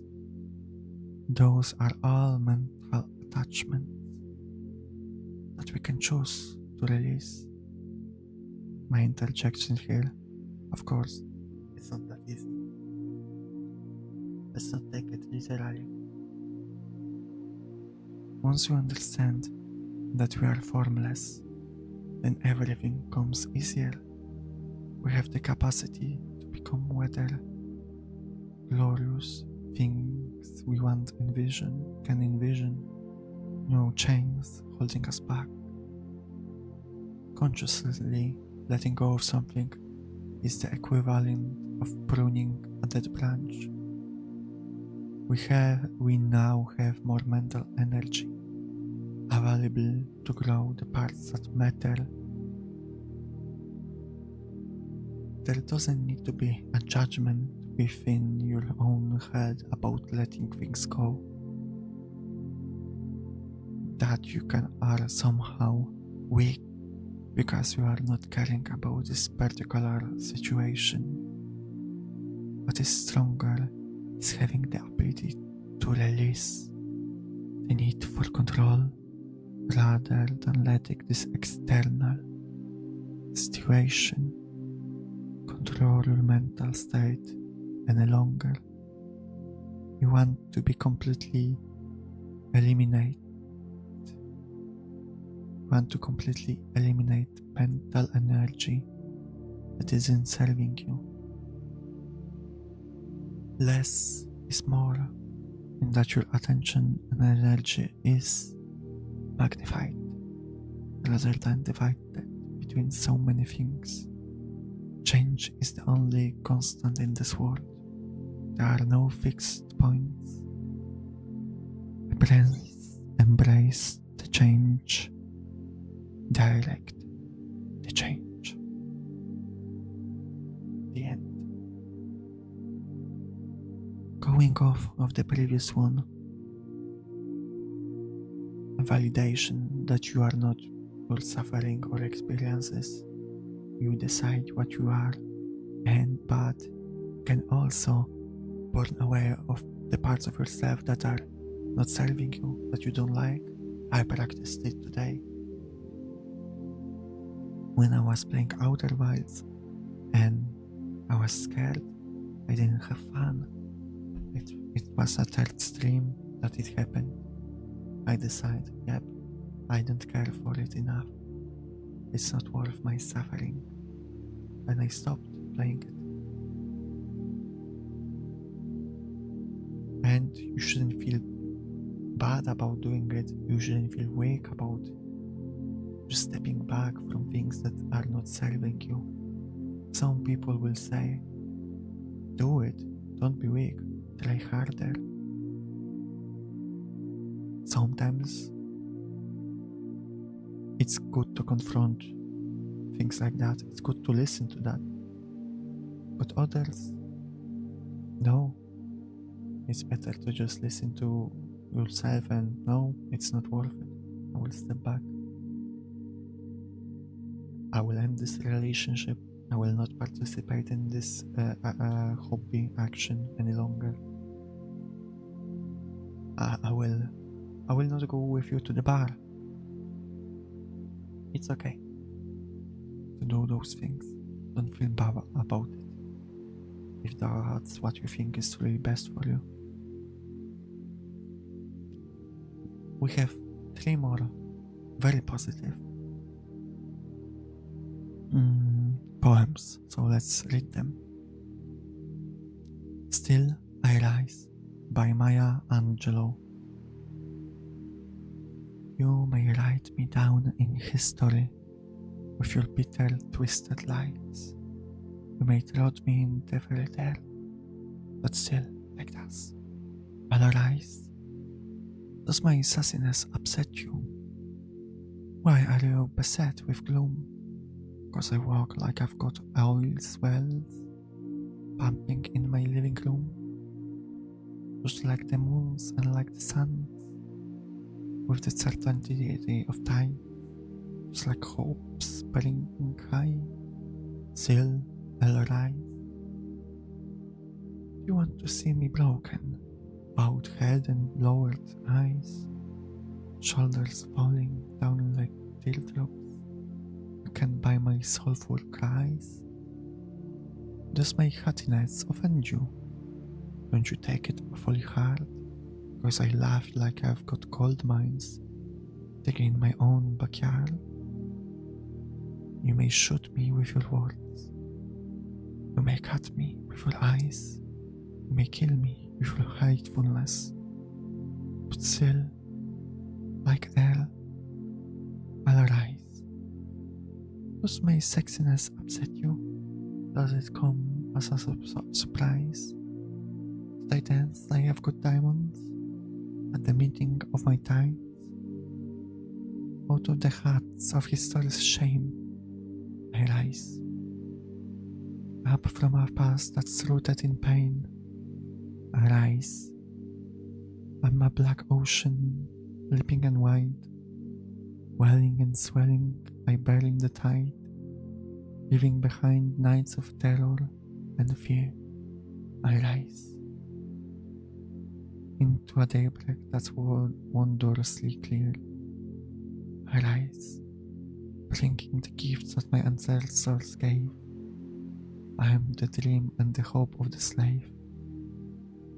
I rise, I rise, I rise. The end.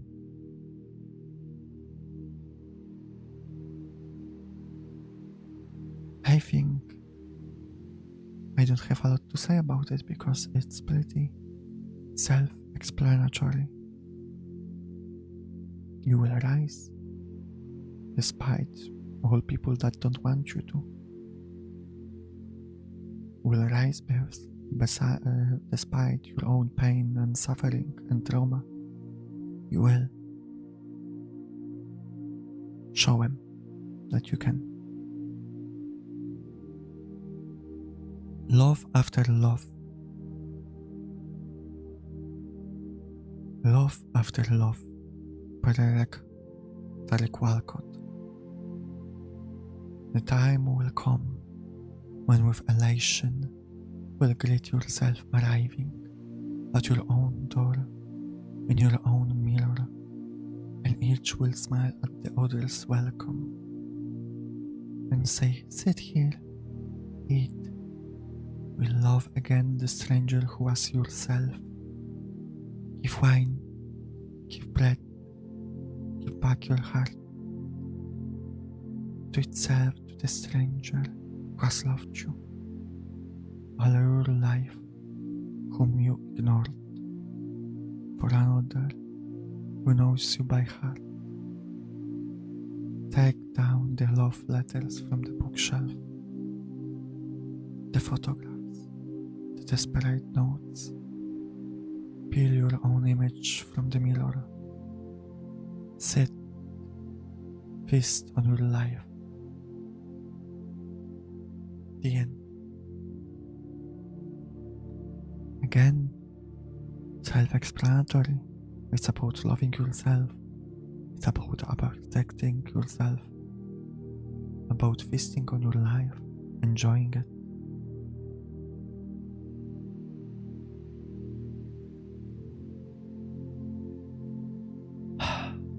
The last one.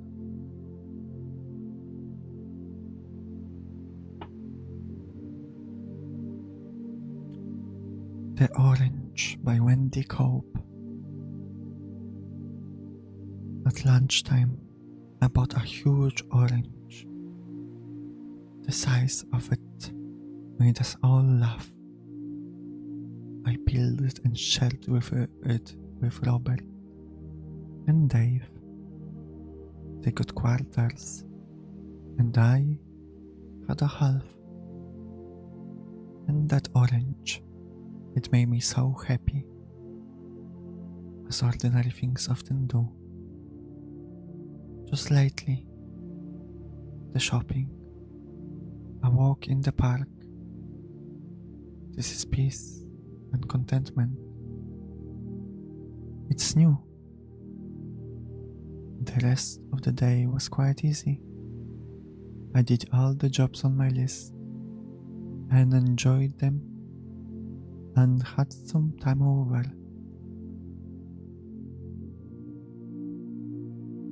I love you. I'm glad I exist. And I will add from myself, I'm glad you exist. Very nice poem to end it on. About simple joys of life. We've been through a lot in this stream of reading.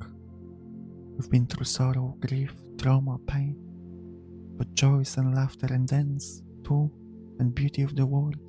And we ended on a simple moment of eating an orange, and find it a great joy in that.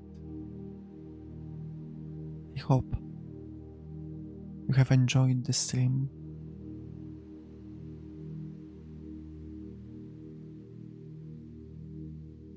Because this is the end.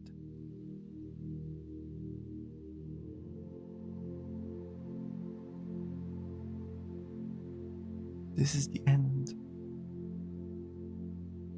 But we'll see each other again. Now, go. Have fun. Or take a rest. If you're suffering, come to terms with it. Accept it as part of yourself, but do not embrace it. Do not idolize it.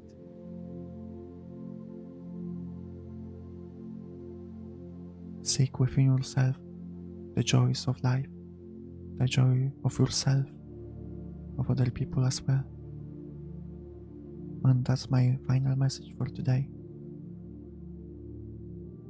As cliche as it may be, love yourself, love other people, love the simple joys of life. I love you. I love the world, and despite struggling with it, at the end of the day, I love myself. I hope you can too. Thank you everyone for watching, for relaxing. We'll see each other again. Bye bye. Kisses for everyone. Oyasumon. Oyasumon.